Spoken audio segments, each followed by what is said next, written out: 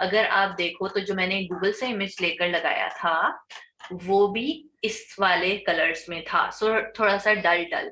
हमेशा क्या होता है कि एक मेन डिफरेंस मैं आपको बताऊं, अभी क्या था, ये काम हमने वेबसाइट के ऊपर अपलोड करना था, इस वजह से उसके CMYK के कलर जो हैं वो आए बहुत ही भड़कीले से करके, ब्राइट वाले कलर्स करके, ठीक है। अब नॉर्मली होता ये है कि ये RGB वाली चीज थी, अपलोड यहाँ पे RGB में होना था, इसलिए ये गड़बड़ हो गई। नॉर्मली ये चीज ज्यादा इफेक्ट करती है, लाइक ये वाले दो अगर नजर आ रहे हैं क्लियरली तो मैं आपको यहाँ से बताती हूँ कि फर्क क्या होता है। दोनों चीजें ना उलट हो जाती हैं। अगर कोई चीज आपने प्रिंट आउट करवानी है तो आपने उसे किस में बनाना है, CMYK में। बट अगर आपने वो चीज बना ली RGB में और उसको प्रिंट आउट करवा लिया, हम टी शर्ट की या उसकी बात नहीं कर रहे, पेपर पे जो नॉर्मली प्रिंट आउट निकलता है, ठीक है, पेपर पे आपने प्रिंट आउट निकालना था लेकिन आपने उसको RGB में बना दिया, तो वो क्या थे, स्क्रीन के कलर्स थे, तो वो आएंगे इस तरह के, बहुत ही ब्राइट करके, ठीक है। वो गलत निकल गया। अब यहाँ पर आप लोगों के साथ उलट गेम हो रही है कि हमने करना था RGB में सेव, लेकिन आप लोगों ने कर दिया CMYK में, तो वो उलट हो गया कि वो इस तरह के बहुत ब्राइट कलर्स आने लग गए, ठीक है। सो इट्स ओके, अभी हम कलर्स को अगर इग्नोर करना शुरू करें तो इट्स ओके अभी के लिए, फिलहाल के लिए। बट ये जो चीजें याद रखने की हैं वो यही हैं कि CMYK स्पेसिफिकली प्रिंटिंग के लिए यूज करते हैं और RGB स्क्रीन के कलर्स होते हैं। कभी भी आपने इस चीज के अंदर गड़बड़ नहीं करनी है कि ऑब्वियसली जब आप फाइवर पे भी वर्किंग करने लगोगे तो आपने दिखाना तो स्क्रीन पे ही जाके है ना, किसी को किसी वेबसाइट पे अपलोड करके दिखाना है। तो कलर्स खराब हो सकते हैं। सो ये नहीं करना कि प्रिंटिंग करवानी है तो RGB में पहले बनाएं और बाद में दोबारा उसको CMYK में बनाते रहें। सो ऊपर जिसने प्रैक्टिस लिखी हुई थी वो अच्छी थी, जैसे सुहेल ने लिखा हुआ था कि मैंने CMYK में बनाया था और एक्सपोर्ट जो है वो RGB में उसने ऑटोमेटिकली कर दिया था। इन केस वो RGB में नहीं भी एक्सपोर्ट कर रहा तो आप जाके RGB में उसको सेव कर सकते हैं ताकि आपकी चीज खराब ना हो। आपको पता हो कि मैंने यहाँ पर CMYK ही में डिजाइन करना था, हाँ दिखाने के लिए मैं RGB का प्रीव्यू यूज कर सकता हूँ या कर सकती हूँ, ठीक है। तो इस चीज को प्लीज ख्याल रखना है, अदरवाइज जैसे अभी यहाँ पर ये ग्रीन कलर था ना तो इसने ज्यादा गड़बड़ की है। सो कुछ ऐसे कलर्स होते हैं जैसे समटाइम रेड कलर बहुत खराब सा आ जाता है, ग्रीन कलर आ जाता है, समटाइम ब्लू कलर भी थोड़ा अजीब सा आ जाता है। सो वो चीजें इफेक्ट कलर टू कलर भी वेरी कर रही होती हैं, सो इसमें परेशानी की चीज नहीं है, ठीक है। अब आ जाएं जी इलिस्ट्रेटर के ऊपर। इलिस्ट्रेटर को ओपन कर लें और फिर हम स्टार्ट करते हैं। इलिस्ट्रेटर पे मैंने ओपन किया है A4 साइज का पेज। ओके वर्दा, मैं आज JPEG में भी सेव करना बता देती हूँ।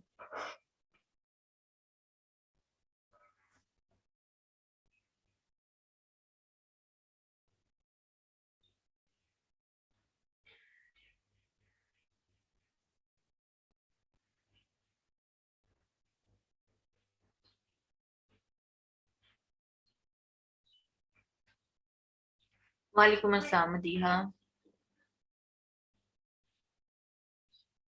तो भी अगर आपका मैसेज रह गया हुआ है तो मैं दोबारा चेक कर लूंगी, अगर आपको बहुत जल्दी है तो फिर आप ऐसा करें, सादिया को या दुर्र समीन को मैसेज सेंड कर दें, वो जरा जल्दी रिप्लाई कर देंगी।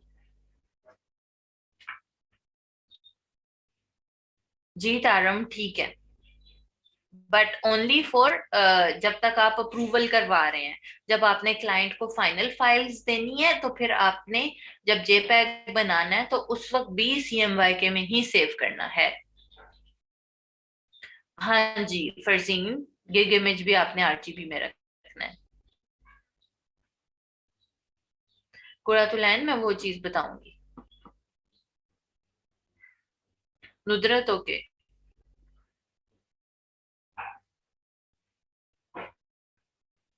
फरवा वेक्टर फाइल कौन सी? हाँ जी वसीम, फेसबुक और पोर्टफोलियो के लिए RGB। इकरा वालेकुम अस्सलाम, मैं बिल्कुल ठीक हूँ।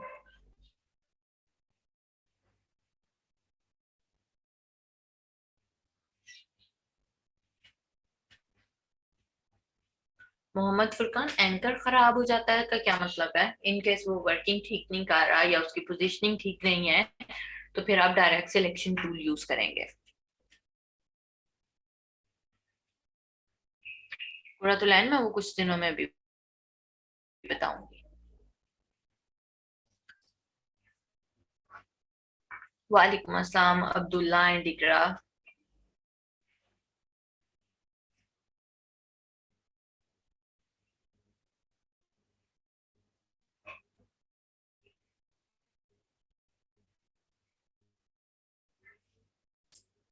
जी अदनान, बिल्कुल।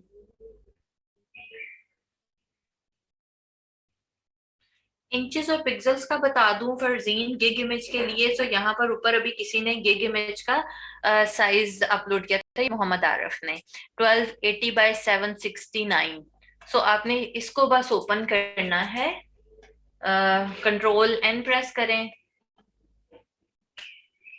यहाँ से आप पहले ही पिक्सल कर, और क्या साइज था, 1280, आई थिंक 769। ठीक है, ये आपने साइज आपने हॉरिजॉन्टली रखनी है। एडवांस सेटिंग्स में जाकर आपने यहाँ से आरजीबी कर देना है और क्रिएट के ऊपर क्लिक कर देना है। ये साइज आपका गिग इमेज का ओपन हो गया है, सिंपल है। ठीक है, इसके ऊपर आप अपना डिजाइन एक साइड पे कलर लगाते हैं, एक साइड पे यहाँ पे वो डिजाइन लगाते हैं। अच्छा, एक चीज और जो मेरे से कल भी किसी ने पूछी थी और मुझसे मैसेंजर पे पूछी थी कि मुझे लगाना नहीं आ रहा था कि कैसे लगाते हैं एक ही यहाँ पर आके। सो यहाँ पर क्या आएगा, आपने क्या करना है, लेट्स सी मैं एक कल वाला ही साइज जो हम कल बना रहे थे कैक्टस, उसी को ओपन करके देख रही हूँ। सी सो क्या है कि ये आपका गिग वाला इमेज है और यहाँ आपने A4 साइज में बनाया हुआ है, तो हमेशा आपने इसी तरह ही करना है कि A4 आपने बना लिया काम। सो अब क्या करना है, इस सारे को सिलेक्ट किया, इसको बेशक जो बन गया वैसे ग्रुप कर लें ताकि वो बार बार हिले नहीं। तो आपने कंट्रोल C प्रेस किया और इधर आकर इस पेज पे कंट्रोल V कर दिया। ठीक है, एक साइड पे ये रख लिया और इधर से ये गूगल वाला इमेज है, कंट्रोल C किया, इस वाले पेज पर आए और कंट्रोल V कर दिया। इनके साइजेस आप एडजस्ट कर सकते हैं। बहुत सारे बच्चों के मैं देख रही थी जिन्होंने इतना छोटा सा साइज रखा हुआ है, सो वो नहीं करना होता। आप जब भी अपना पोर्टफोलियो लगाने लगेंगी इमेज के लिए, सो उसको इतना अच्छा सा एक मुनासिब सा बड़ा करें कि आपकी चीज जो है एग्जैक्टली देखी जाए कि नजर भी आ रही है या नहीं आ रही है। ठीक है, सो एक साइड पे आपका वेक्टर इमेज हो गया और एक साइड पे आपका रास्टर इमेज हो गया है। ठीक है, सो इस तरह से आप लगा सकते हैं दोनों वाले, और इनको फिर जेपैग में सेव कर दें। जो बच्चे पूछ रहे थे कि जेपैग में कैसे सेव करना है, तो आपने जाना है फाइल में, एक्सपोर्ट एंड एक्सपोर्ट एज, और इसके बाद आपने यूज आर्ट बोर्ड पे लाजमी क्लिक करना है। अगर आप यूज आर्ट बोर्ड पे क्लिक नहीं करते तो एक बहुत बड़ा सा एक वाइट पेज आता था जिसके कॉर्नर के ऊपर ये इमेजेस लगे हुए होते हैं। यूज आर्ट बोर्ड का ये मतलब होता है कि ये वाला जो हमारा आर्ट बोर्ड है इसकी सिर्फ जेपैग बनेगी। ठीक है, सो फाइल में जाएं, एक्सपोर्ट, एक्सपोर्ट एज, और यहाँ से जाकर यूज आर्ट बोर्ड जेपैग, इसको सेव किया, एक्सपोर्ट पर क्लिक किया, आपके पास ये वाला ऑप्शन आ जाएगा। अब सी, जैसे हमने ये लगाना है, कहाँ लगाना था, गिग पे, आरजीबी में ही है और इधर भी आरजीबी रहेगा, मैक्सिमम क्वालिटी रख दें एंड ओके पर क्लिक कर दें तो ये आपकी एक आरजीबी बनकर आ जाएगी।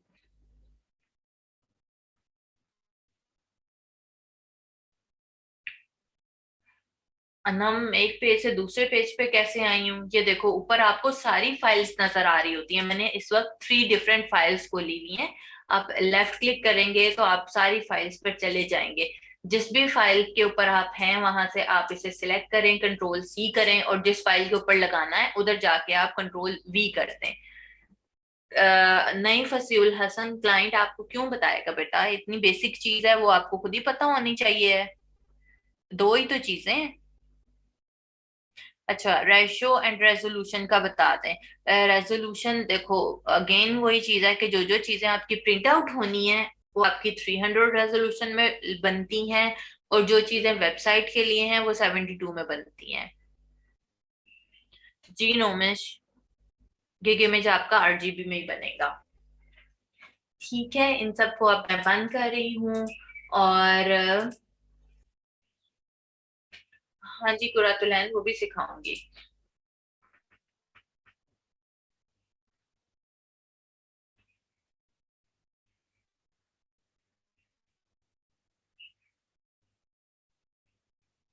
अच्छा, हम ना, सी वो उसमें लेयर्स का बेटा कोई कसूर नहीं है कि लेयर्स की गड़बड़ी है। मैं हमेशा कभी भी इलिस्ट्रेटर में ना अपने बच्चों को लेयर्स नहीं करवाती हूँ जब तक हम फोटोशॉप में जाकर वो लेयर्स को प्रॉपरली सीख नहीं लेते हैं, क्योंकि शुरू में ऐसे वर्क करना ज्यादा इजी रहता है कंपैरेटिवली ले, और उसमें बहुत सारी कंफ्यूजन हो जाती है। अब अगर हम इसी को डिस्कस कर लेना, आई थिंक आपका यही वाला मतलब है। जैसे मेरे यहाँ पर ये हुआ है कि इधर से मेरी स्ट्रोक नजर नहीं आ रहा। अब वो स्ट्रोक क्यों नजर नहीं आ रहा? क्योंकि मेरी ये वाली जो लेयर है ये यहाँ पर ऊपर आ गई हुई है। ठीक है, तो उसका एक सिंपल तरीका ये है, मैं इसे ग्रुप ग्रुप कर रही हूँ, इसको पकड़ के थोड़ा सा यहाँ से आप साइड पे कर लें। ठीक है, इसकी नीचे वाली लेयर भी सी ऊपर गई हुई है, इसको यहाँ पर हम कर लेते हैं। और उससे बेहतर तो वैसे ये है कि मैं इसे डायरेक्ट सिलेक्शन से पकड़कर यहाँ पे रखा और इसकी शेप को थोड़ा सा स्ट्रोक से साइड पे कर लिया, इस तरह करके। ठीक है, इसी तरह से सेम ये भी चीज इसके ऊपर भी अप्लाई होगी। ठीक है, सो आप अपने शेप्स को यूं ठीक कर सकते हैं आराम से बाद में। और यही वाली जो चीजें हैं ना वो ज्यादा टाइम ले लेती हैं जब आपने स्ट्रोक्स को एडजस्ट करना होता है। इनफैक्ट अगर मैं नीचे से भी दिखाऊं तो मेरे स्ट्रोक्स नीचे से भी खराब है। सी ये यहाँ से बहुत बाहर निकला हुआ है, ये ऊपर गया हुआ है। तो आपने इसी तरह से इन्हें सिलेक्ट करना है और इसको उसी, ये वाला जो बेस पे एक स्ट्रोक आ रहा है इसी के ऊपर इसकी ओवरलैपिंग कर देनी है। ये है। ठीक है, इस तरह करके इनको प्रॉपरली एडजस्ट करना ही बेसिकली टाइम टेकिंग होता है। तो वो आप एक बार ठीक कर लेंगे तो आपकी सारी चीजें ठीक हो जाएंगी।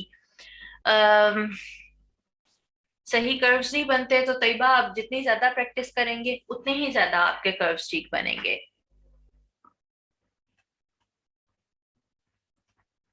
सिर्फ प्रैक्टिस करने की बात है, आप प्रैक्टिस के ऊपर जोर डालें तो खुद ही आपकी चीजें सारी सारी ठीक होती चली जाएंगी। अच्छा जी, अब आज के टूल्स के ऊपर आ जाते हैं और आज के टूल्स करते हैं। आ जाएं जी यहाँ पर। हमने ये वाले शेप्स कर लिए हुए हैं, ब्रशेस में कल करवाऊंगी क्योंकि वो थोड़े से लेंथी हैं, तो उनको तसल्ली से कल करेंगे। अब आज की चीज के ऊपर आ जाएं। आज मैं आपको ये वाले दो टूल्स करवा रही हूँ।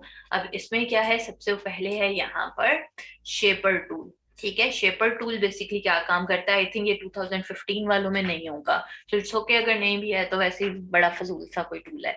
सो शेपर क्या करता है बेसिकली, सी मैंने एक ऐसी शेप बनाई है तो वो उसको शेप में कन्वर्ट कर देगा। मैंने एक सर्कल बनाया है तो वो उसको ओवल में कर रहा है, जब तक मेरा सही वाला सर्कल बन नहीं जाता। ठीक है, रेक्टेंगल ड्रॉ करूंगी तो ये रेक्टेंगल में कन्वर्ट कर देगा। सो इससे ज्यादा अच्छा मुझे वो लगता है कि भैया आप ये बेसिक शेप्स यूज कर लें rather देन आप यहाँ से शेपर टूल यूटिलाइज करते रहें। ठीक है, सो फिर भी आप लोग एक दफा इसकी प्रैक्टिस करके देखें और फिर हम आगे चलते हैं।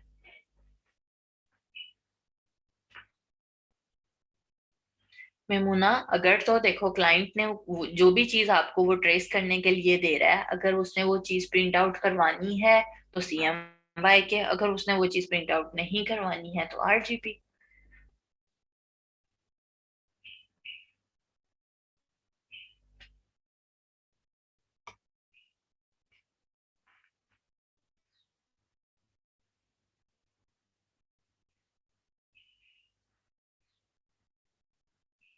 जल्दी से प्रैक्टिस करके मुझे बताएं।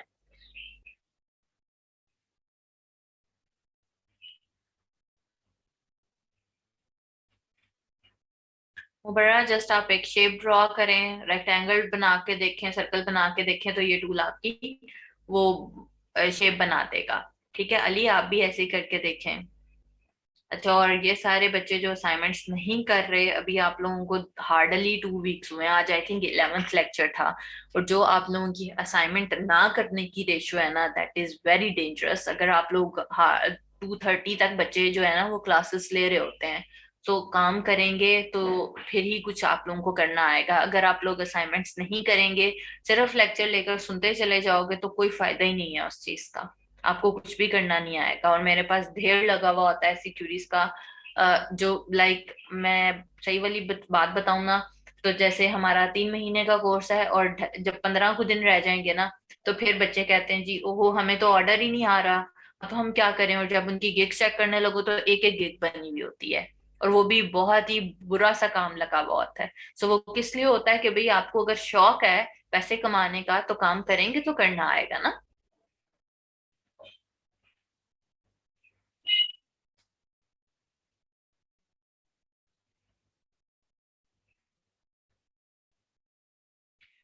यूआरएल एडिट क्यों करना है आपने तहरीम?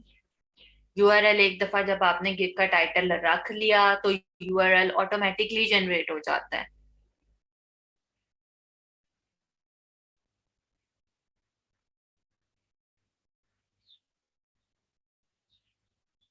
अच्छा जी, ये अगर ये आप लोगों ने प्रैक्टिस कर ली है, सो आगे चलते हैं, और नेक्स्ट टूल है हमारे पास pencil tool. So pencil tool क्या काम कर रहा है कि आप सिंपली पेंसिल की तरह से वर्किंग करेगा, आप इसे ड्रॉ करते जाएं, जो भी आपने बनाना है, सो वो आपको एक शेप ड्रॉ करके दे देगा। ठीक है, सिंपल है, जैसे आप पेंसिल से लिखते हो आप उससे ड्रॉ कर लो। और ये सारी चीज चूंकि स्ट्रोक वाली है, सो स्ट्रोक की सारी चीजें इसके ऊपर इम्प्लीमेंट होंगी। जैसे यहाँ से स्ट्रोक है, हम इसका वेट इंक्रीज कर सकते हैं, यूनिफॉर्म में जाकर इसका एंगल वगैरह चेंज कर सकते हैं, यहाँ से जाकर आप कोई सा भी शेप इसको दे सकते हो। सो ये सारी चीजें एक बार अप्लाई करके देखें और फिर मुझे बताएं। अगर आप पेन टैबलेट यूज कर रहे हो, तो आपने जो भी शेप बनानी है आप इसके साथ बना सकते हैं फ्री हैंड यूज करके, और ये बड़ा काम का टूल होता है। अभी तो माउस यूज कर रहे हैं ना, सो उसमें इसी तरह से बनेगा।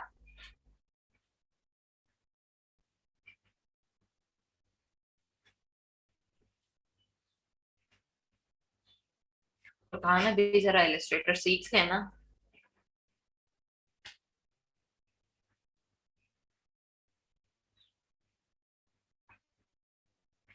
नहीं है निका, जो पेन टूल है बेटा वो पेन टूल ही है।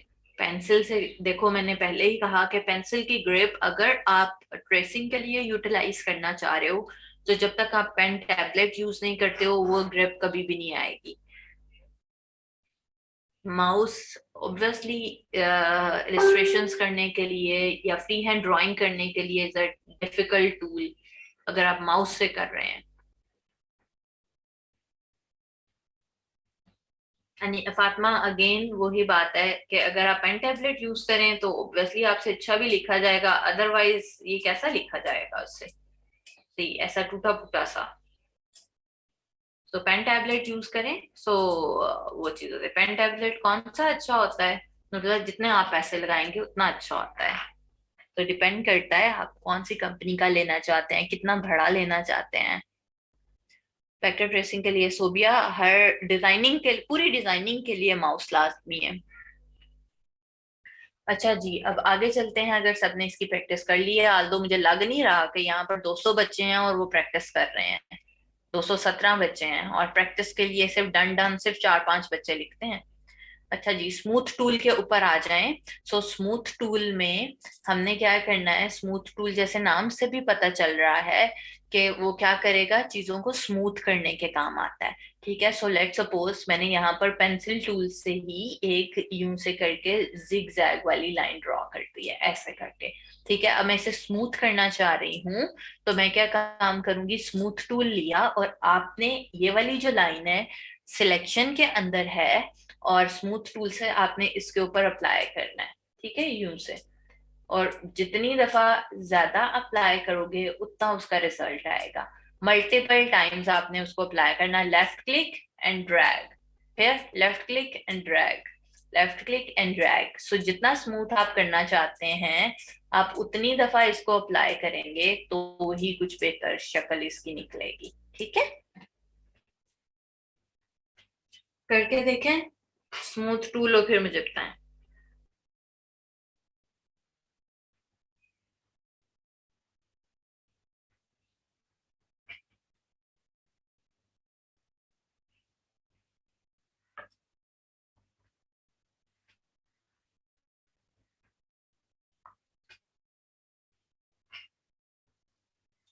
हाँ जी हमजा, कर्व्स को भी स्मूथ करेगा।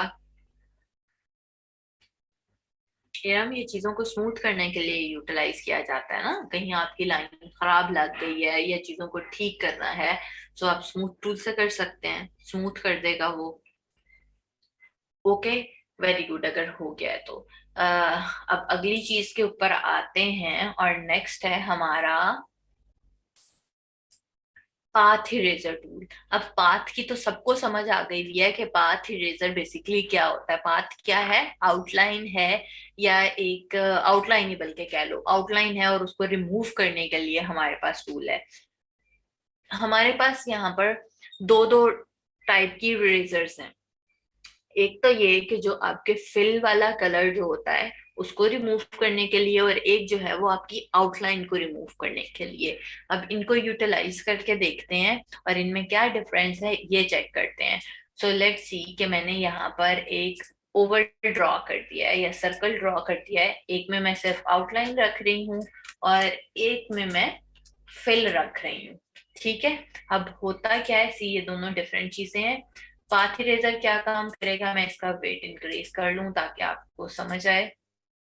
पाथ क्या करता है, ये जो मेरी आउटलाइन है ये इसको रिमूव करने के लिए है। यहाँ से मैं गई, पाथ इरेजर लिया, सिलेक्शन होनी चाहिए। अब पेंसिल की बैक साइड पे जो रेजर होती है उस तरह का आइकन है। सो हम यहाँ से करते हैं, मैंने जितना रिमूव करना है मैं उतनी पेंसिल ड्रैग करूंगी।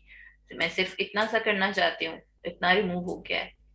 इतना करना चाहती हूँ इतना रिमूव हो जाएगा। सो ये इस तरह से करके आप अपनी मर्जी के साथ सी डिजाइन भी बना सकते हैं। ऐसे जितना जितना करोगे ड्रैग वो उतना रिमूव होता चला जाएगा। ठीक है, करके देखें एक बार और फिर मुझे बताएं।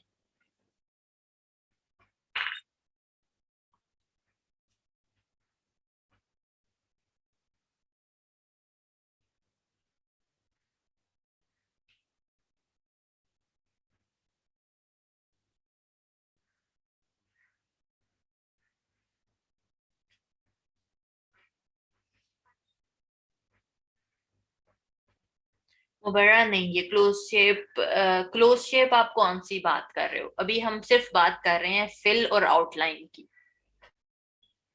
तो ये आउटलाइन को रिमूव करने के लिए रेजर है, और आउटलाइन आपकी सिलेक्ट होनी चाहिए। अगर आपका इमेज सिलेक्ट नहीं है तो आपका कोई भी टूल उसके ऊपर वर्किंग नहीं करता है। जिन बच्चों से नहीं हो रहा वो आउटलाइन सेलेक्ट करें और फिर ट्राई करें। इतना इजी सा टूल है, इसमें क्या डिफिकल्ट था। मैं दोबारा से करके बता रही हूँ। फिर मैंने यहाँ पर एक सर्कल शेप ली हुई है और इधर ये है। अब क्या करना है, हमने ये सिलेक्ट किया हुआ है, एक बार देख लें सब बच्चे, ठीक है। सिलेक्ट किया हुआ है, यहाँ से पेंसिल ली और प्लीज आपने पेंसिल को इस ये जो आउटलाइन है इसके ऊपर रख के ड्रैग करना है। गड़बड़ तब होती है जब आप इस तरह कहीं पे रख के ड्रैग करेंगे, यूं करोगे तो वो क्या उसे समझ आएगी। ठीक है, वो आउटलाइन रिमूव करने के लिए टूल है। सो इस ब्लैक वाले पार्ट पर रखें और फिर ड्रैग करें यूं। ठीक है, ये लो। अब करके देखें जिनसे नहीं हो रहा था।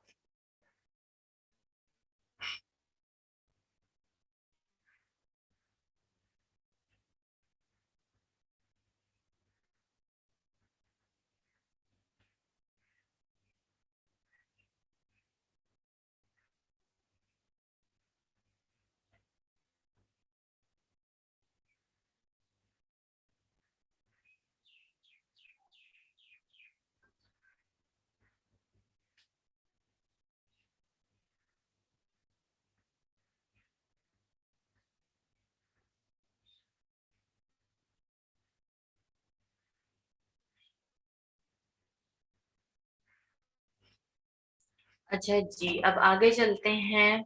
और इस लास्ट टूल को मैं अभी बाद में करवाती हूँ, पहले जरा मैं आप लोगों को रेजर का और इसका डिफरेंस बता दूं। इसी के बिल्कुल सामने टूल्स हैं और ये सारे हमारे कटिंग वाले टूल्स हैं। ठीक है। सो सबसे ऊपर है हमारे पास रेजर टूल। अब सी के ये फर्क क्या दोनों में करता है। मैं इसको रिमूव कर रही हूँ और अगेन इसकी कॉपी लेकर यहाँ पर आउटलाइन कर रही हूँ। ठीक। अब है मेरे पास पहले ये वाला रेजर, इसके ऊपर फिल के ऊपर यूटिलाइज करके देखते हैं। मेरे पास ये सिंपल रेजर है, इसका ये सर्कल जो है वो आ रहा है कि आपने कितना इसका साइज रखना है। तो आप साइज इंक्रीज या डिक्रीज करने के लिए ब्रैकेट्स को यूज करेंगे। जो पी के साथ आपके कीबोर्ड पर पी लिखा हुआ होता है, पी के साथ दो ब्रैकेट्स हैं, एक कर्ली ब्रैकेट्स है, क्लोजिंग वाली एक ओपनिंग वाली। सो राइट साइड वाली जो ब्रैकेट होती है इसके साथ आपका साइज इंक्रीज होगा जितना आप प्रेस करेंगे। लेफ्ट साइड वाली ब्रैकेट जो बिल्कुल पी के साथ है वो इसका साइज डिक्रीज करेगी, इसका साइज छोटा होता चला जाएगा। ठीक है। जब आपने अपनी मर्जी का साइज रख लिया तो फिर आपने यहाँ पर जाना है।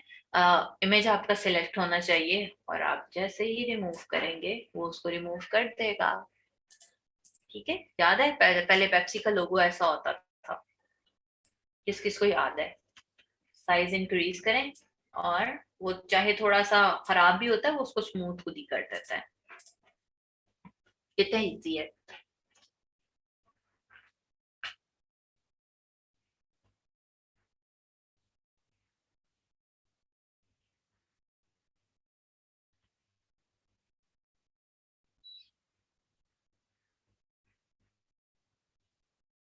अली कदीर, साइज इंक्रीज और डिक्रीज करने के लिए आपने पी के साथ जो कर्ली वाली ब्रैकेट्स हैं वो यूटिलाइज करनी है।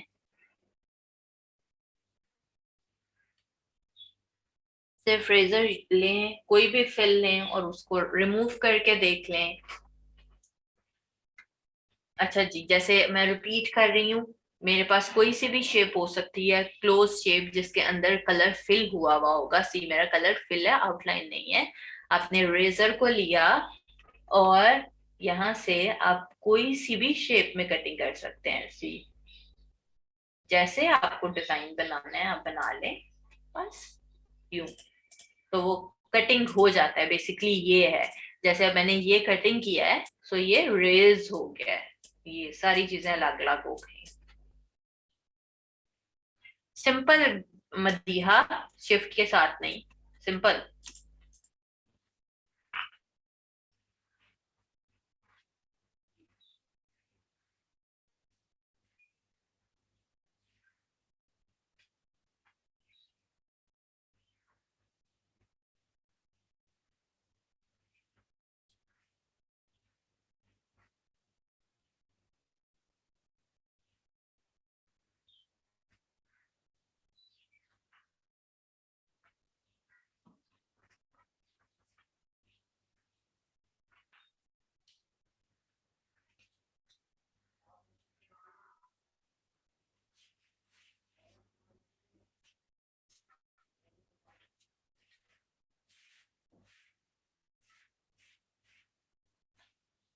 जी हमजा, स्क्वायर ब्रैकेट कर लो या कर्ली कह लो, दोनों का आइकन बना हुआ है।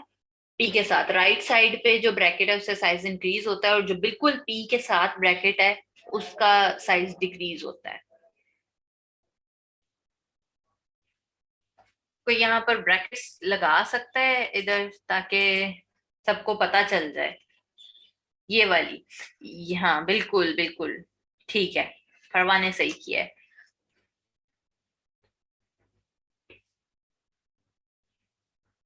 ओके, अब देखते हैं कि यहाँ पर मिशाल आप दोबारा बेटा करके देखो, ऐसा पॉसिबल नहीं है। अच्छा, अब यहाँ पर क्या डिफरेंस क्या आता है कि रेजर जब हम किसी भी फिल के ऊपर करते हैं तो वो उसको इस तरह करके दो पार्ट्स में डिवाइड कर देता है। ठीक है। अब यहाँ पर क्या है कि जब मैं इसको फिल के आउटलाइन पे यूटिलाइज करती हूँ और मेरा ये पर्पज है कि आउटलाइन की कटिंग हो जाए जिस तरह मैंने पहले की थी, लेकिन मैं पाथ इरेजर यूज करने की बजाय सिंपल इरेजर यूज कर लेती हूँ। तो सिंपल इरेजर क्या काम बेसिकली करता है, सी वो आपके पूरे सर्कल को ही दो पार्ट्स में डिवाइड कर रहा है। चाहे ऐसे कर लें, चाहे किसी भी तरह से आप उसको एंगल बना लें, वो ये काम करेगा। ठीक है,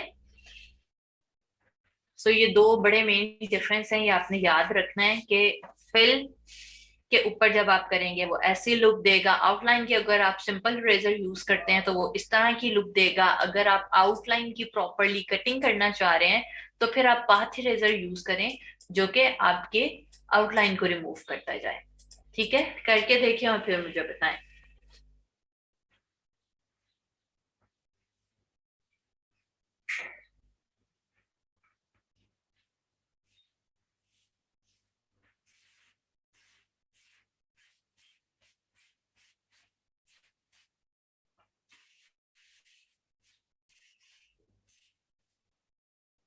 आउटलाइन को वर्दा मैंने पहले 2-3 दफा बेटा बता दिया है, पाथ इरेजर टूल है वो। पाथ इरेजर से आपकी आउटलाइन रिमूव होगी। इतने इजी वाले टूल्स हैं आज तो, इसके ऊपर तो किसी को भी स्टक नहीं होना चाहिए। और इनफैक्ट अगर नहीं भी मेरे वाले तरीके से समझ नहीं आ रही, आप इसको अप्लाई करके देखोगे, खुद ही आपको समझ आ जाएगी कि टूल क्या काम कर रहा है। अच्छा, यहाँ पर है अगला हमारे पास सीजर टूल। ठीक है, सो सीजर क्या काम करती है, वो भी कटिंग करने के काम आती है। ठीक है, सो सीजर हमारे पास वर्किंग कैसे करती है, एंकर पॉइंट से एंकर पॉइंट तक। सो लेट्स सी, मैंने एक ये पॉलीगोनल लिया है और मुझे पॉलीगोनल की कटिंग करनी है। सो सीजर नॉर्मली रियल लाइफ में भी आप सीजर के साथ जिगजैग जैसी या डिफरेंट डिजाइन बना के तो कटिंग नहीं कर सकते ना, स्ट्रेट ही वो कटिंग करती है। तो यहाँ पर भी वो सीजर बिल्कुल स्ट्रेट स्ट्रेट वर्किंग करेगी। जिस तरह मैंने रेजर यूज किया था जिगजैग बनाकर, हम वो यूटिलाइज नहीं कर सकते हैं इधर। ठीक है, सो हम यहाँ पर जैसे मैंने ये लिया, और अभी मैंने कहा कि एंकर पॉइंट है, एंकर पॉइंट पे वर्किंग करेगा। सीजर टूल सेलेक्ट किया और यहाँ पर ये एंकर पॉइंट है, लेट्स सी मैं इसको हाफ करना चाह रही हूँ यहाँ से। ठीक है, तो एक बार मैंने इस एंकर पॉइंट पे जाकर लेफ्ट क्लिक प्रेस कर दिया और एक दफा इस एंकर पॉइंट पर आकर लेफ्ट क्लिक प्रेस कर दिया। ठीक है, तो ये हो गई इसकी कटिंग। अब मैं डायरेक्ट सिलेक्शन से इसको साइड पे कर रही हूँ, तो ये अलग अलग हुआ हुआ है। ठीक है, ऑपोजिट साइड पे ही आपने भी जाना है, ये नहीं करना कि एक इधर टूल सेलेक्ट कर लिया एक इधर एंकर पॉइंट सेलेक्ट कर लिया, वो क्या कटिंग करेगा। कटिंग करें और मुझे बताएं। एंड जब इसको सेपरेट करना है तो डायरेक्ट सिलेक्शन से ही आपने पूरी शेप को पकड़ना है। अदरवाइज नॉर्मली क्या होता है कि वो उसको सेलेक्ट ही करके रखता है। सी जैसे ये है और मुझे सीजर के साथ कटिंग करना है, दोबारा कर रही हूँ। अब मुझे यहाँ से इस तरह से इसको कटिंग करना है। ठीक है, एक बार इसको सिलेक्ट किया, एक बार इसको सिलेक्ट किया, देखा मेरा वो वाला भी पहले सिलेक्ट हुआ हुआ था। इसको और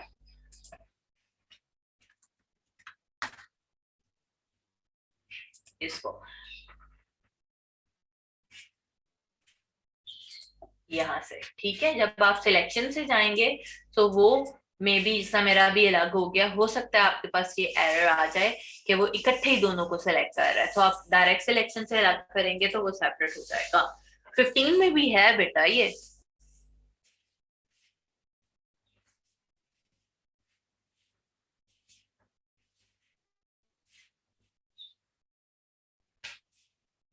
ना, आप इसको कह लो कि आप इस सीजर को नॉर्मली चीजों को हाफ हाफ करने के लिए ही यूटिलाइज कर सकते हो।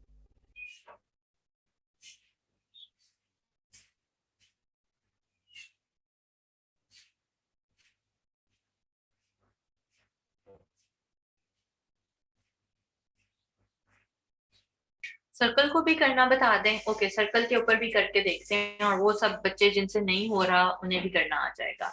सो हम क्या कर रहे हैं, एक मैंने यहाँ से एलिप्स लिया और यहाँ पर एक सर्कल ड्रॉ कर दिया। अब सी सर्कल के भी 4 एंकर पॉइंट्स आ रहे होते हैं। सो आपने सीजर टूल लिया और एक दफा इस एंकर पॉइंट को सिलेक्ट कर लिया, एक दफा इस एंकर पॉइंट को सिलेक्ट कर लिया, एंड बस बाद में इसको यूं अलग अलग किया तो वो अलग हुआ हुआ होगा।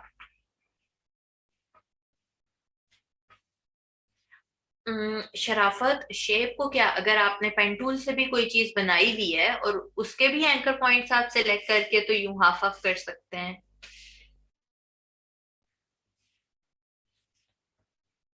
ठीक है, नेक्स्ट टूल करते हैं, नेक्स्ट भी बहुत मजा का है। नेक्स्ट है जी, मैं उसके लिए सर्कल ही ड्रॉ कर रही हूँ। और नेक्स्ट है मेरे पास नाइफ टूल। ठीक है, नाइफ टूल के लिए आपने क्या करना है कि उसी तरह से जैसे आप रेजर को फ्री हैंड यूज कर रहे थे, आप नाइफ को भी फ्री हैंड यूज कर सकते हैं। बस इसमें आपने ये ख्याल रखना है कि अंदर से ही नहीं करते ना, अंदर से करोगे तो कटिंग नहीं होगा। बाहर से स्टार्ट करके बाहर ही आपने एंड भी करना है। तो मैं बाहर से स्टार्ट कर रही हूँ, और मैं सी ये जो मेरी ब्लू लाइन लगी हुई है ना, ये इस डिजाइन में मेरी चीज की कटिंग हो जाएगी। ये और ये अगेन मैं बाहर ही आकर रोक रही हूँ इसे। हो गया। अब मैंने डायरेक्ट सिलेक्शन लिया है और इसको सेपरेट कर दिया। ये है, करके देखिए और मुझे बताएं।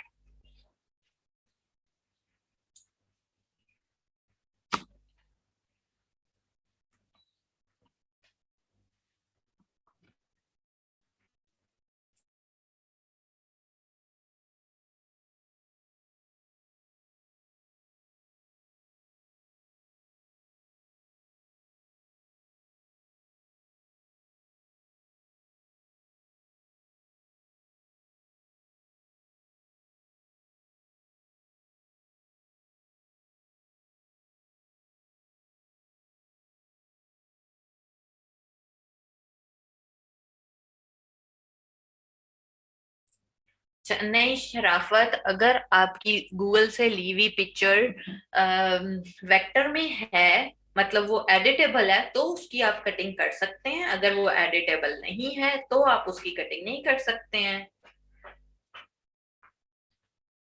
नहीं हो रहा, ये क्यों नहीं हो रहा भाई? सिंपल है, मे बी वो कटिंग हो गया हुआ हो, बट आप लोगों को पता नहीं चल रहा। सी मैं इसको अप्लाई कर रही हूँ एक पॉलीगोनल के ऊपर। ठीक है, पॉलीगोनल लिया, यहाँ से नाइफ टूल लिया, बाहर से सिलेक्ट किया, और जैसे भी आपने इसको कटिंग करना है कर लिया। ये अब होता क्या है, देखो दोनों वाली शेप सिलेक्ट है। सो करें ये कि सिलेक्शन टूल लें। अब आप ऐसे कर रहे हो तो वो कटिंग नहीं हो रहा। ठीक है, एक बार इसे डीसेलेक्ट करें कहीं भी बाहर रख के, दोबारा फिर जब आप किसी एक पार्ट पे क्लिक करेंगे तो वो सेपरेट हो गया होगा।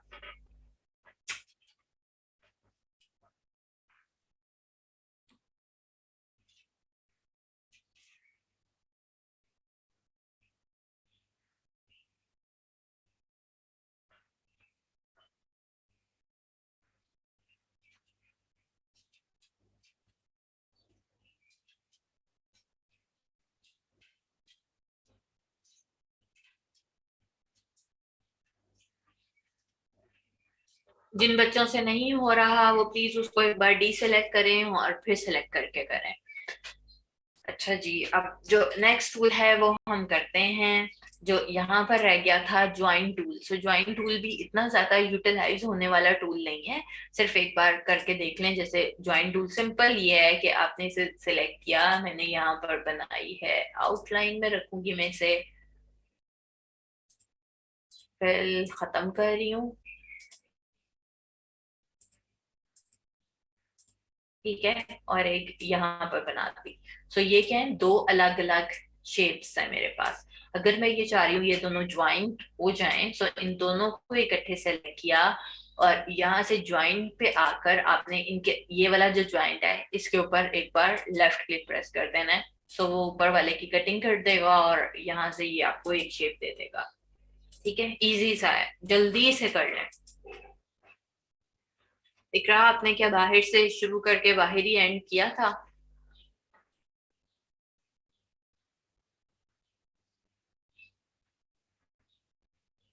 अगर आप अंदर ही अंदर लगे रहेंगे शेप के तो फिर वो कटिंग नहीं करेगा।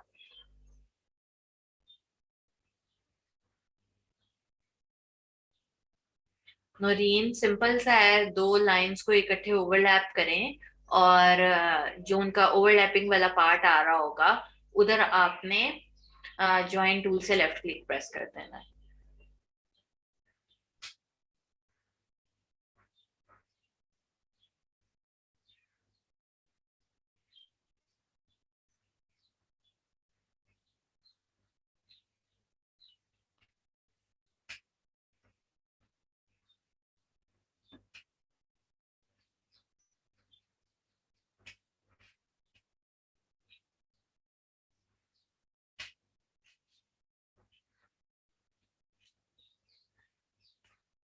ठीक है, आज के लिए टूल्स इतने ही हैं। मैंने अभी एक आप लोगों को टाइप टूल से रेलिवेंट एक असाइनमेंट देनी है।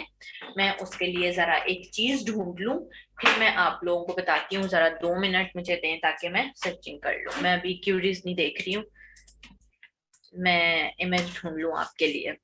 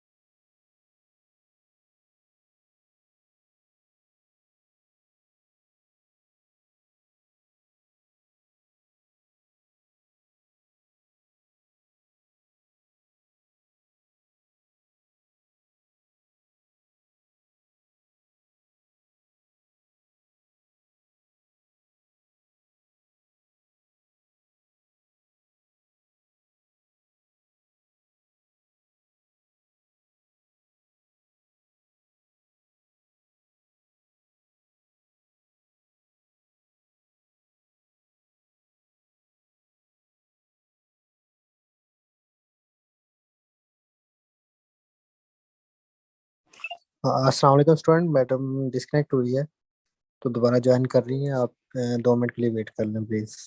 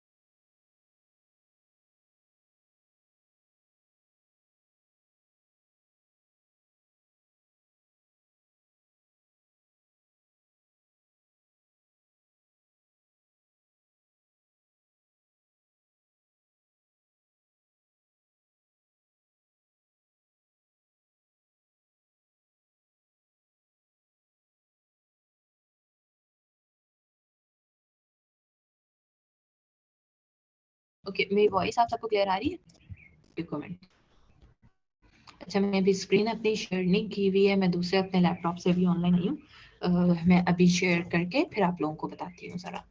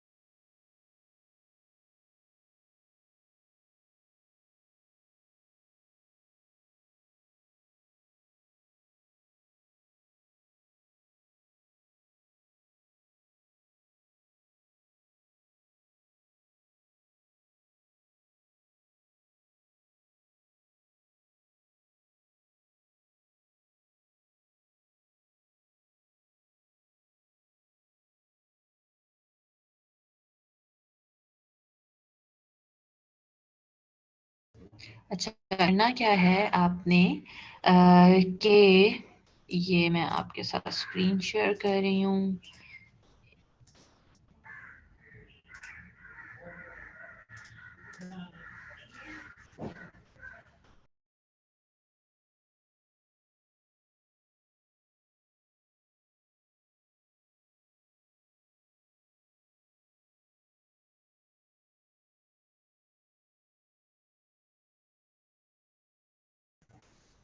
अच्छा, अच्छा, अब जैसे आप लोगों को मेरी स्क्रीन पर नज़र आ रहा होगा, आज से हम लोग टी शर्ट डिज़ाइन स्टार्ट करने जा रहे हैं।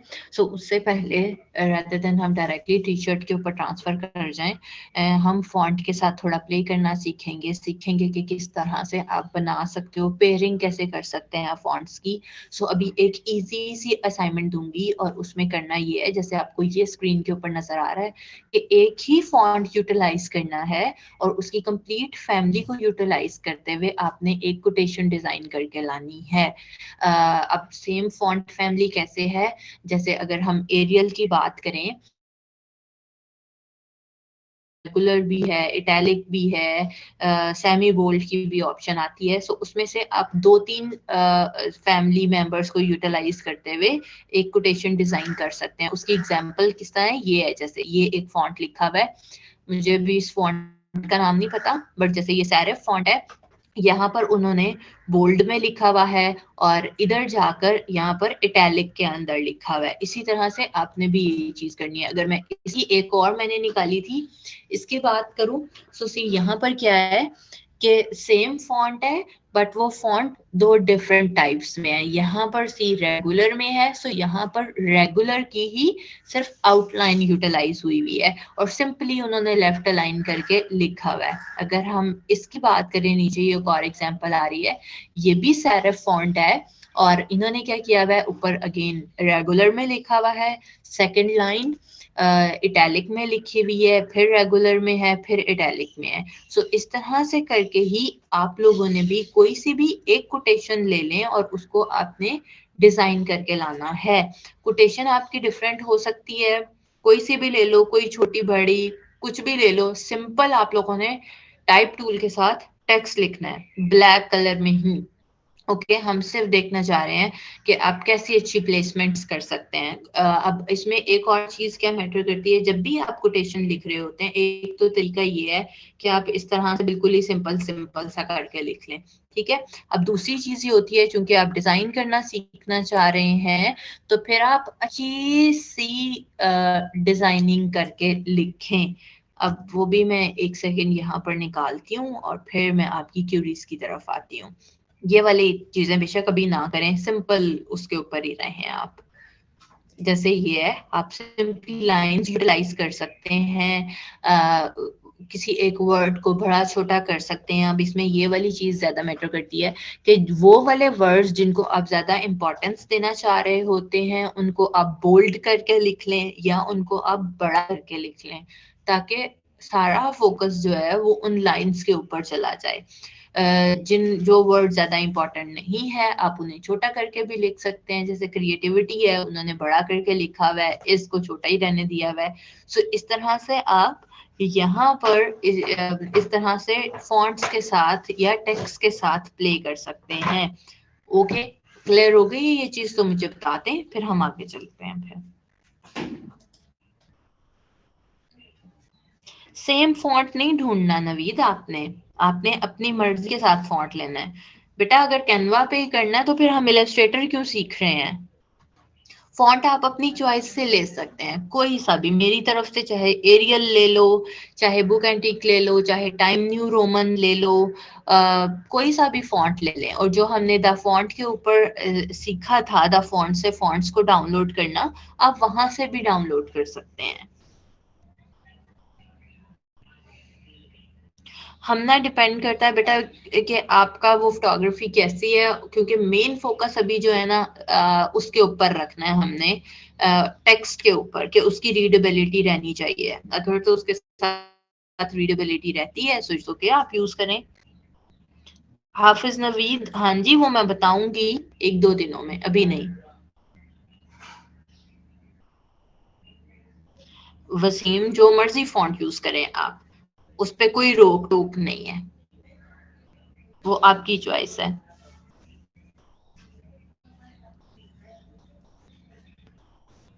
फुरकान, ये तो हमने ऑलरेडी पहले डिस्कस किया हुआ है ना, सैन सैरिफ और सैरिफ को। जहूर, जरूरी नहीं है कि आपने स्क्वायर में लिखना है, आप जैसा मर्जी डिजाइन बनाकर लिख सकते हैं।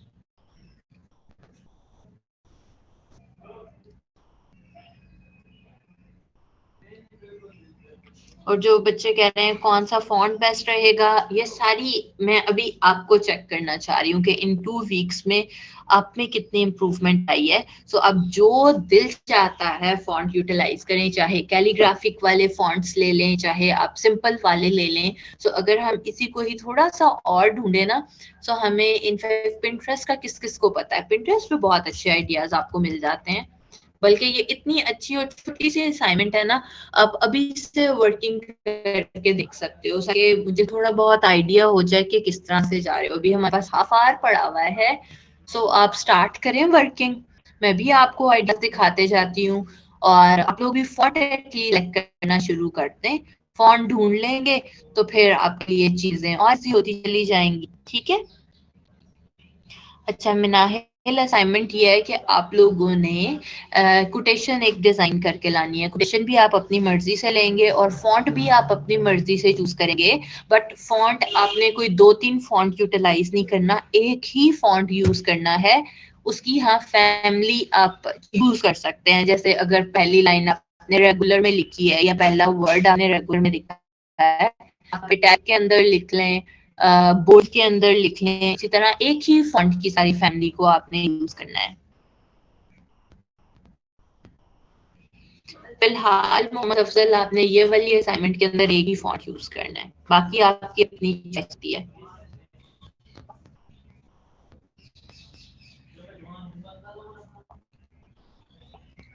वर्डा ड्रेसिंग करते वक्त अगर ज्यादा एंकर पॉइंट्स रखें, सो इश्यू ये आता है कि आपका कर्व ठीक नहीं बनते। फिर जितनी छोटे छोटे कर्व्स बनाओगे ऑब्वियसली उतने ही ज्यादा आपके एंकर पॉइंट्स ऐड होते जाते हैं, और जितने छोटे कर्व्स बनते हैं सो उनको हैंडल करना और डिफिकल्ट होता है।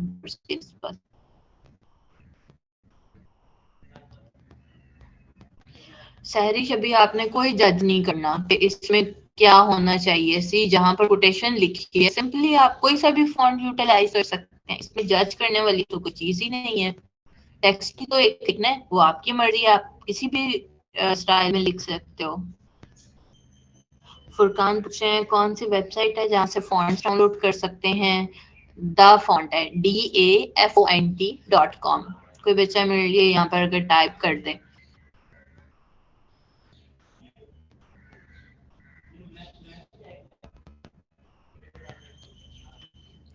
ठीक है, सो एटलीस्ट स्टार्ट करें वर्किंग, ढूंढना शुरू करें अपने लिए कोटेशंस, छोटी छोटी सी कोटेशंस बेशक हों, वो ज्यादा आप उनके ऊपर अच्छा परफॉर्म कर सकते हो। ठीक है, सो मुझे कल तक पता चलेगा। और A4 ही साइज लेना है, CMYK में बनाएं और अपलोड साथ साथ करते जाइएगा। मैं कुछ और लाइंस देखती हूँ कि किस टाइप की कोटेशंस हो सकती हैं।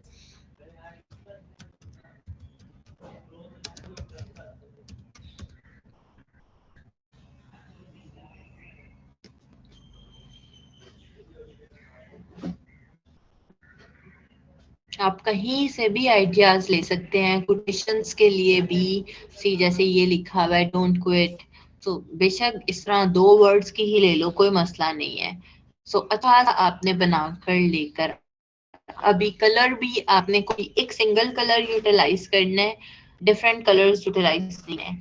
सी जैसे ये कितना अच्छा लिखा हुआ है, और ये सारी चीजें हमने जब टाइप टूल सीखा था तो उसके अंदर मेक इनवेलप वाला जो ऑप्शन आ रहा था, वहां से आप इस तरह का भी दे सकते हैं रिजल्ट।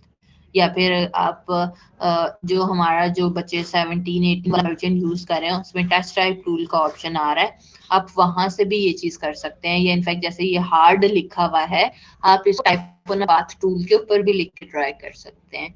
सो ये वाली सारी चीजें जो हमने सीखी थी, आपने करना है देखो यही है कि जैसे ये लिखा हुआ है ना कि work hard and be proud, आप कोटेशन कोई और ले लें बट उसको आप इस तरह से लिख कर देखें कि आपके साथ लिखा जाता है या नहीं लिखा जा रहा आपसे।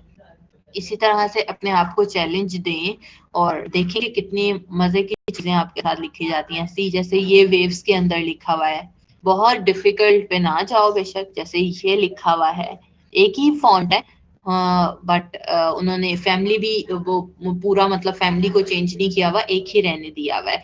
सो आप उसको चेंज करके देख सकते हैं। इस तरह से आइडियाज ढूंढें और उसके अंदर खुद लिख कर देखें कि किस तरह के रिजल्ट्स आपको मिलते हैं। ठीक है,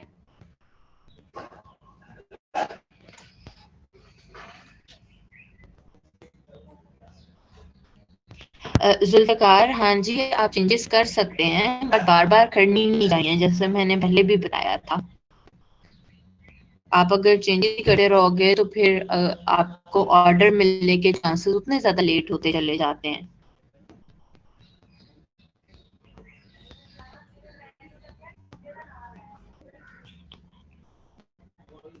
आर्ट योर डिजाइन का क्या मतलब वसीम? आपने कहाँ पे ये टर्म पढ़ी थी? मुझे वो पूरी चीज बताना, फिर मैं आपको बताऊंगी।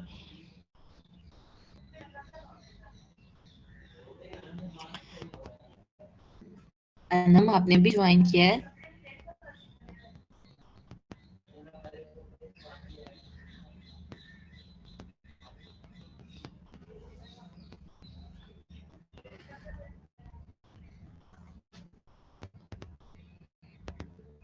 टेक्स्ट को डीसेलेक्ट कैसे करेंगे, मोहम्मद अफजल पूछ रहे हैं। तो सिंपल है बेटा, सिलेक्शन टूल से कहीं पे भी दूसरी जगह पर जाके क्लिक कर दो तो डीसेलेक्ट हो जाएगा। अस्मा बार बार चेंज नहीं करना चाहिए, गिग को वो डी रैंक हो जाती है।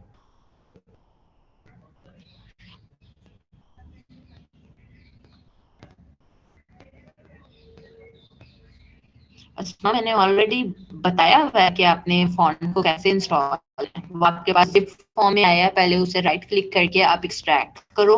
उसके अंदर फिर जो फॉन्ट वाली फाइल पड़ी हुई है उसके ऊपर आप राइट क्लिक करके उसको तो इंस्टॉल का ऑप्शन है, वहां से आपने उसे इंस्टॉल कर देना है। हाँ जी, की लैंग्वेज में यही कि हाँ लैंग्वेज एक ही रखनी है और साइज फॉन्ट का चेंज कर सकते हैं बिल्कुल।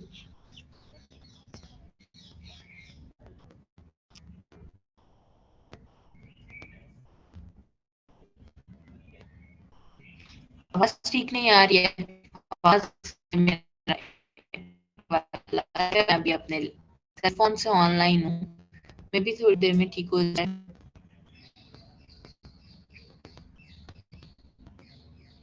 ना मैंने आज के टूल्स बताए हैं, रेजर वाले सारे टूल हमने किए हैं, और दूसरी साइड पे उसके बिल्कुल सामने एक टूल है शेपर टूल। शेपर टूल के अंदर भी जितने सारे टूल्स हैं वो सारे आज हमने किए हैं, कोई ऑलमोस्ट 6-7 टूल्स थे छोटे छोटे से।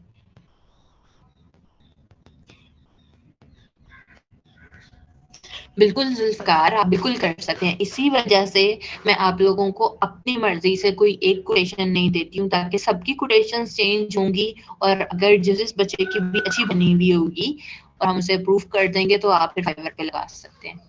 अगर मैं सबको एक कोटेशन दे दूं ना कि इसको आपने डिफरेंट फॉन्ट्स करके लाना है, तो वो गड़बड़ हो जाती है, उसे फिर आप फाइवर पे नहीं लगा सकते।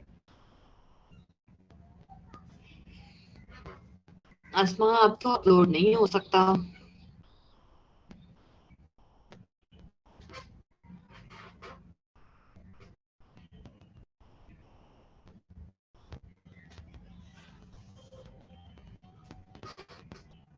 अच्छा, फॉन्ट का शेडो वो अभी अमान आपको ऐड करने की जरूरत नहीं है, अभी सिंपल सा लें, क्योंकि अभी ये फर्स्ट असाइनमेंट है, सो फिर ऐसा ऐसा बाकी चीजें सीखेंगे। नहीं, कुछ भी नहीं दे सकते हैं, सिंपल सा लिख के लाना है। अच्छा, वर्दा वाली जब गिग बनानी होगी तो मैं इसकी प्रॉपरली चीजें आपको बताऊंगी। सो फिलहाल पहले पोर्टफोलियो के ऊपर इसकी वर्किंग करते हैं, बाद में फिर टी शर्ट की गिग के ऊपर भी आएंगे।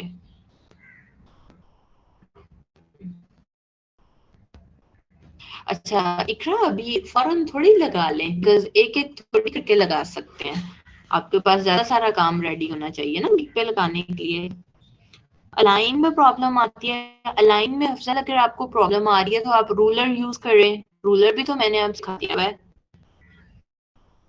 हाँ जी, मुकद्दस बैकग्राउंड वाइट ही रहना चाहिए।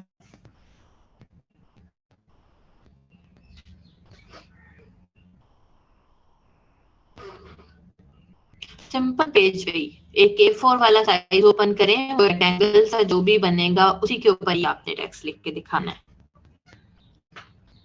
टेक्स्ट के साथ आप जितना अच्छा प्ले कर सकते हैं, हमेशा ये ट्राई किया करें कि जब भी कोई काम आप स्टार्ट करने लगे ना, चाहे असाइनमेंट का है चाहे क्लाइंट के लिए है, तो 15-20 मिनट एटलीस्ट उसको जरूर दिया करें, सर्चिंग आराम से किया करें और उसके बाद स्टार्ट किया करें, ताकि आपका माइंड और जरा खुले, आपको पता चले कि मार्केट में किस तरह का काम हो रहा है, पूरी दुनिया में किस तरह का काम हो रहा है।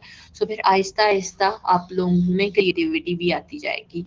अभी अगर आप 100% खुद से करने की ट्राई करेंगे तो वो फिर नहीं हो पाएगा, वो फिर गंदा मंदा काम हो जाता है।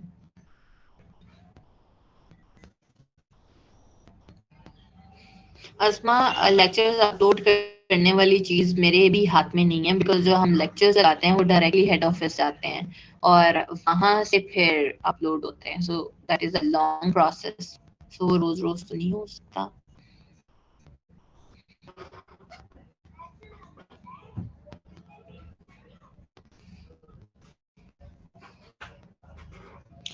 जी नोमिश, आप सेंड कर देना। अच्छा, अभी किसी ने फॉन्ट या फिर कोटेशन फाइनलाइज कर ली है या नहीं? और अच्छा, मुझे वो तो पूछना ही नहीं याद रहा कि कल किस किस को बाय रिक्वेस्ट पे शो हुई थी, किसी ने वर्किंग की थी?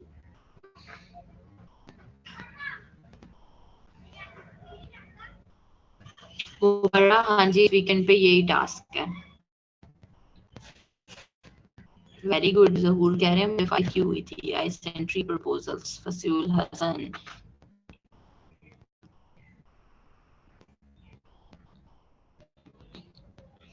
वेरी गुड, मतलब काफी सारे बच्चों को हुई है जो।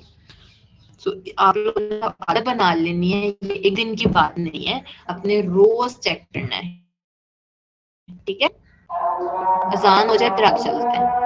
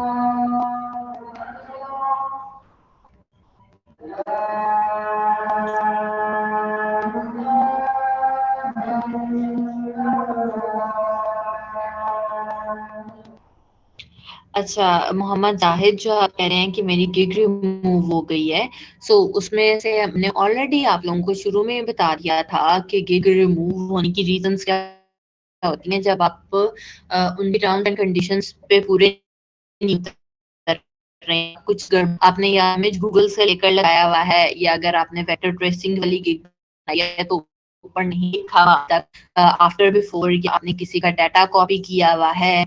सो ये सारी रीजंस हो सकती हैं जिसकी वजह से आपकी गिग रिमूव कर दी गई है।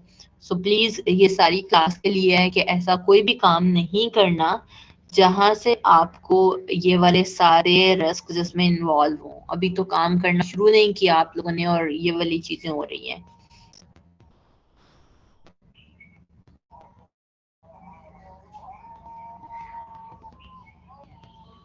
नहीं अजहर, ऐसी कोई बात नहीं है कि अगर आपने 2017 में बनाया था तो ऑर्डर आने के चांसेस आपके कम है। आपने पहले तो सिर्फ अकाउंट बना के छोड़ा है ना, ऑर्डर तो नहीं कोई भी कंप्लीट किया।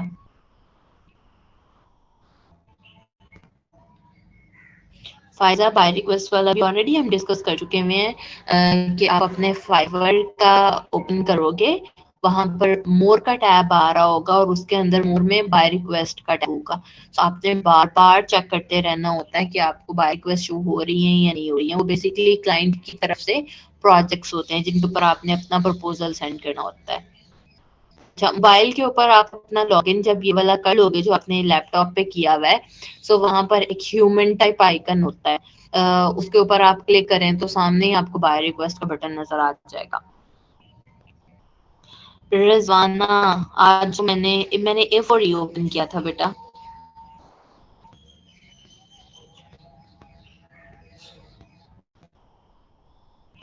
Very good Gulzaman. आपने जब से अभी क्लासेस शुरू हुई हैं उस वक्त से कोई ऑर्डर कंप्लीट किया? फायजा कह रही है क्या एम्प्टी शो होता है? आपका ऊपर वाला ना मैसेज मुझसे रह गया है।